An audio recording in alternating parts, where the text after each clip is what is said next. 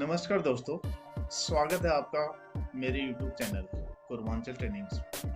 आज हम बात करेंगे कि कैसे आर्टिफिशियल इंटेलिजेंस यानी AI बैंकिंग सेक्टर में क्रांतिकारी बदलाव ला रहा है। खासकर भारत में हम देखेंगे कुछ प्रमुख बैंकों में AI ने उदाहरण और जानेंगे कि इसमें बैंकिंग कैसे बेहतर हो रही है। तो चलिए शुरू करते हैं। सबसे पहले हमारा टॉपिक है कि AI बैंकिंग में क्या मकसद है। सबसे पहले यह समझ लेते हैं कि बैंकिंग में AI क्यों जरूरी है। बैंक आज बहुत बड़े डेटा के साथ काम करते हैं। हर ग्राहक का व्यवहार, transactions, credit history, fraud pattern और गैर सुधार की संभावना। दूसरा पॉइंट, AI इन बड़े डेटा में से पैटर्न निकालने और अनियमितताएं पहचानने और ग्राहकों को बेहतर सेवाएं देने में मदद करता है। उदाहरण के लिए fraud detections, credit risk analysis, chatbots, personalizations, operations efficiency बढ़ाना। फिर हम बात करते हैं कि भारत के किन बैंकों में AI का ज़्यादा यूज या AI का यूज करना शुरू कर दिया। अब कुछ भारतीय बैंकों की बात करते हैं जिन्होंने AI को लागू करना शुरू कर दिया है। उदाहरण में state bank of India SBI ने इसको लागू किया है।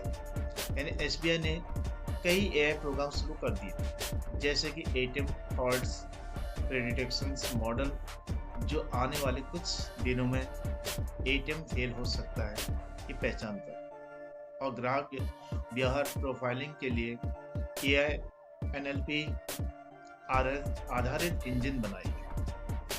क्रेडिट रिस्क एनालिसिस और ग्राहक एंगेजमेंट भी AI द्वारा सुधारे जा रहे हैं। वैसे ही एक्सिस बैंक ने एक इनोवेशन लैब यानी थॉट्स फैक्ट्री बनाई है, जिसमें AI डेटा एनालिसिस टीम काम करती है। यह बैंक बड़े पैमाने पर ऑटोमेशन व पर्सनलाइज ऑफर्स के लिए AI मॉडल्स विकसित कर रहा है। और फेडरल बैंक ने भी एक फैडी नाम का AI चैटबॉट्स लॉन्च किया है, जो ग्राहक सेवा में हेल्प कर रहा है, और इसके लिए उसे इनोवेशंस अवार्ड भी मिला। इस तरह से छोटे मध्यम बैंक भी यह AI अपनाना शुरू कर रहे हैं। तो अब AI के क्या फायदे हो सकते हैं। तो इन उदाहरण से हम कुछ महत्वपूर्ण लाभ दिखते हैं कि बेहतर ग्राहक सेवा, चैटबॉट, वर्चुअल असिस्टेंट्स, 24 मल्टीप्लायर सेवा यानी 24 घंटे 7 दिन समर्थन दे सकते हैं। कोई भी हमें सुझाव या कुछ भी लेना है तो हम किसी टाइम भी उससे ये चीजें ले सकते हैं। फ्रॉड और रिस्क कम करना, अनियमित ट्रांजैक्शंस व पैटर्न जल्दी पकड़े जा सकते हैं।